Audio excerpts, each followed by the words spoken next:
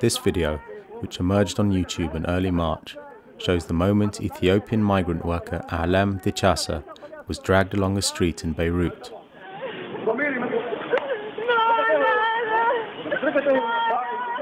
Human rights groups have identified the man as Ali Mahfouz, who was associated with an agency that recruited Dichasa in Lebanon in January this year.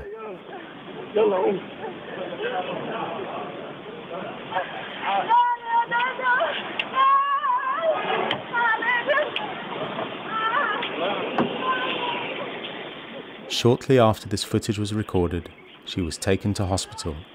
where she apparently hung herself.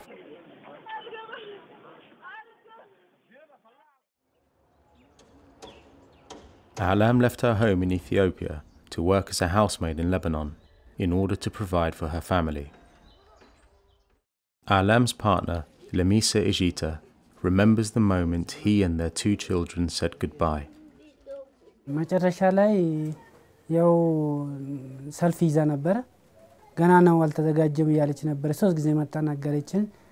መጨረሻ ሰዓት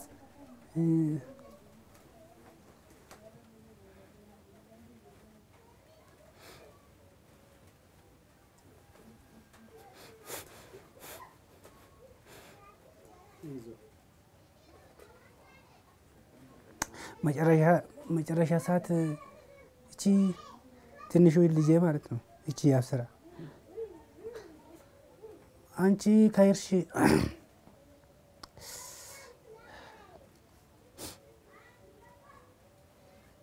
አንቺ ካይርሽ በኋላ ማን ነው ለኔ የትምህርት ቤት ዩኒፎርም ማን ነው መቀየርልኝ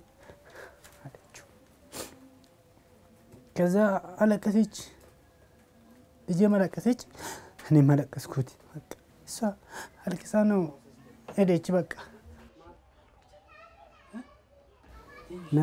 እናታችሁ ሞታለች ብዬ አልነገርኳቸው እኔ ሰው እንደዚህ ሲያለቅስ ምን ይላሉ እንጂ እኔ ፈራሁት እንዴት አድርጌ ነው ለልጄም ብዬ እናትሽ ሞታለች ብዬ እንዴት አድርጌ ነው አለም አብረን ነው እንጀራ ጋግራ ትሸጣለች እኔም ማጋገሬ እሸጣለሁ አብረን ነው ምንኖረው መልሶ ደግሞ 5 አመታችን ነው አሁን ከተዋወቅን ማለት አብረን መኖር ከጀመርን ማለት ገበያም ቢሲ ላይ ነው ተመልሼ ያው እንጀራውም ቢሲ ላይ ቁጭ ብዬ ያለው ያው ቀን ስራ ሳገኝ ቀን ስራ ሰራለሁ ሳጣም ቁጭ ብዬ በቃ በዚህ ምክንያት ነው ልጁም እንደዚህ ሰው ነው እንደበደበው አለኝ እንደመታት ነግሮኛል ግን ቁስል የለበትም አንድ ነገር አልሆነችም ብዬና አንተ እንደበቁት አንተ ፈርቼ ነው አለኝ ከዛ በኋላ ነው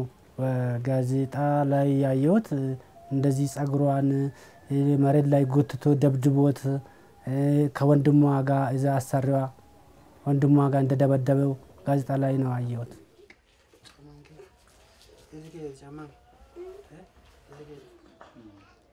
ነገር እዚህ ፎቶ ላይ ያዩ እንደናት ያየች እሷ እግር የላትም ወይ እጅ የላትም አየርል ሲሄድ በዚህ ቤት ወርጃለሽ እንዴት ነው የምትወጪው ብላ ስለምትጠይቀኝ እንደዚህ ብላት ታስቸግረኛለች